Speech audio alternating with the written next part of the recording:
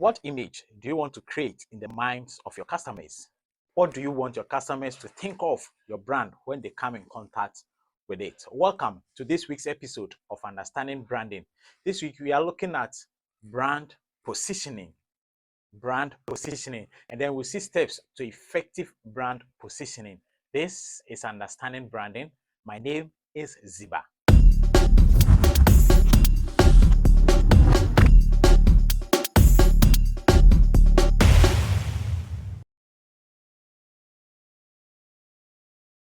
When we talk about brand positioning, what it is?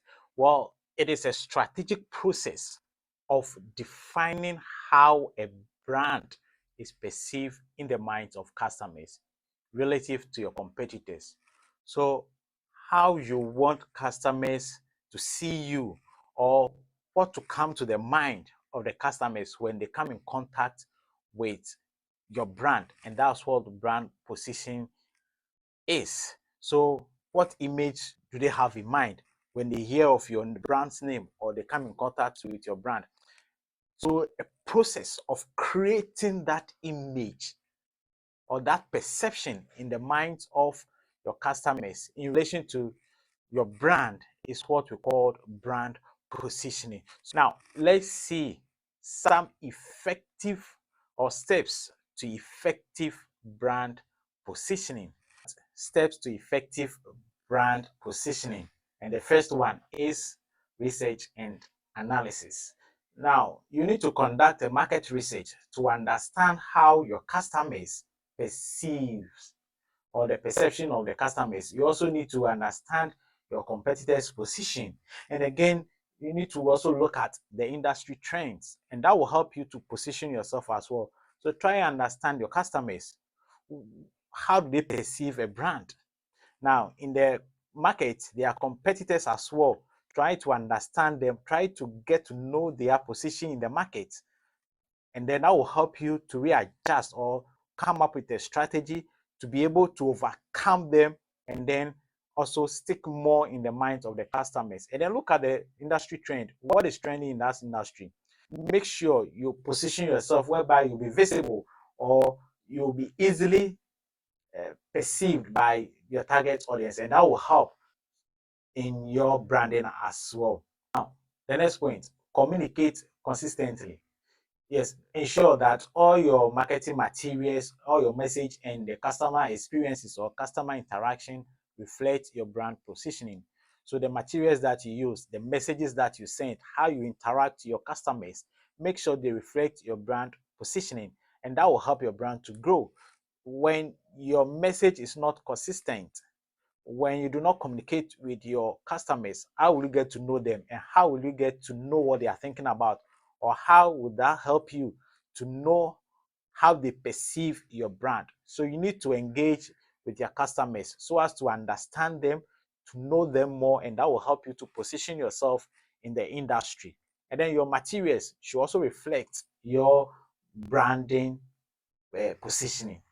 Monitor and adapt. Now, regularly assess your brand message or regularly assess your brand positioning in the market. You need to constantly assess it, revisit it. Are they performing the same task or the tasks that you want it to perform? How are people perceiving your brand? Now, you need to.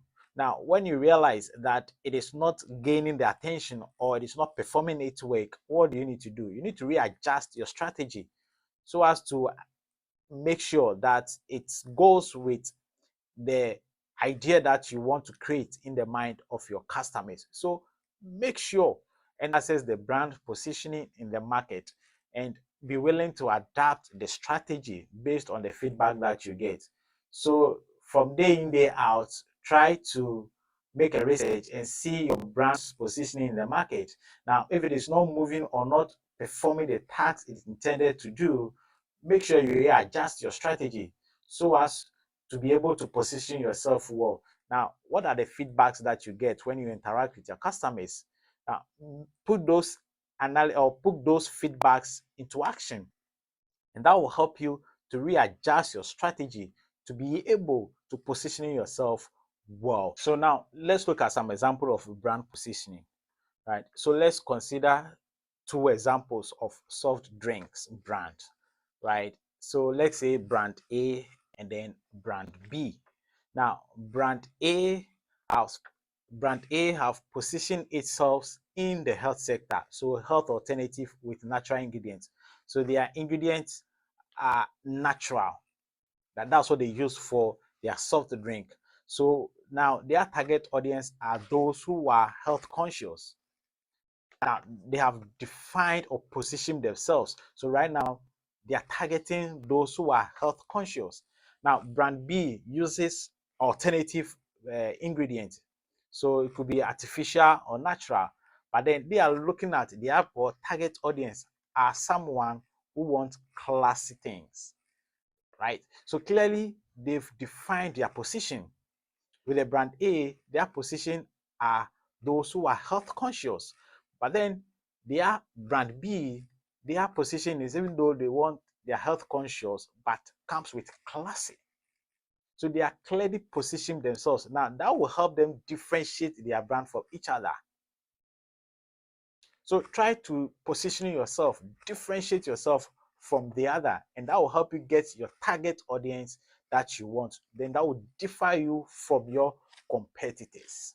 So having an effective brand positioning not only helps to differentiate your brand, but also build the foundation or strong foundation for brand equity for and also foster loyalty among yourselves and then in term long-term success.